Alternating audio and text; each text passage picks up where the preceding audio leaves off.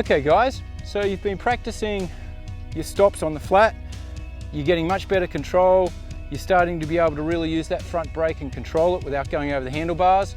Takes a fair bit of modulation on that and generally controlling the bike a lot better. So now it's time to start taking it onto something steeper. Now this piece of trail here is actually pretty steep. Once again, it's a great place to learn because we've got a nice long run out at the bottom. So if I can't stop, it doesn't really matter. I'm not going to hit anything. And there's also no real obstacles. It's just a steep bit of trail.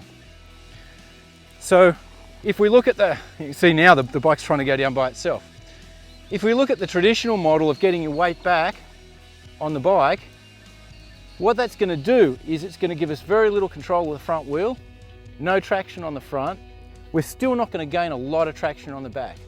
So I can ride down here in that technique, but it's actually really hard to stop and it's really hard to slow down and control what you're doing.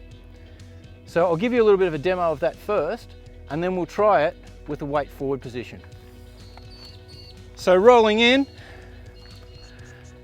I'm going to come in with my weight back and I'm going to try and control the speed.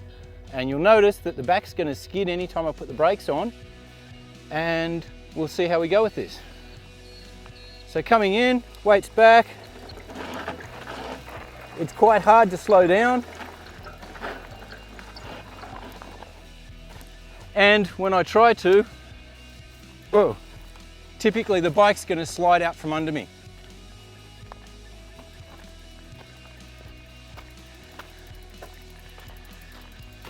So that technique does work, but it's really awkward to actually stop. And I've got pretty limited control of what I'm doing going down the hill. So you saw from that last demo, it's actually fairly hard to control my speed going down there.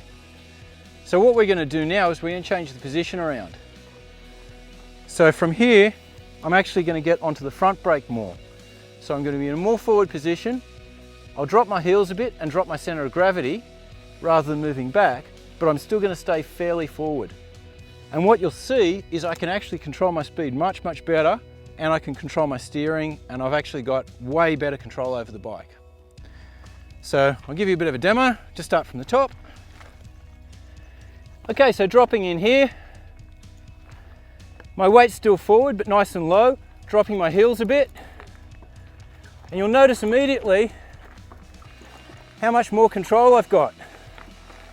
Even if I go into some of this loose gravel over here, I've still got really good control of the bike. I can steer where I want to be and ride around things and stop whenever I want. So the trick is we're actually loading that front wheel a little bit more. Now obviously the limit of being able to do this is going to come down to how good your front tyre is and a little bit on your bike geometry. This is fairly slack head angle and I'm running a full downhill tyre, but the principle is the same. The best you're going to be able to descend is to be able to get that weight more forward on the bike, lower your center of gravity and control it with the front brake a little bit more.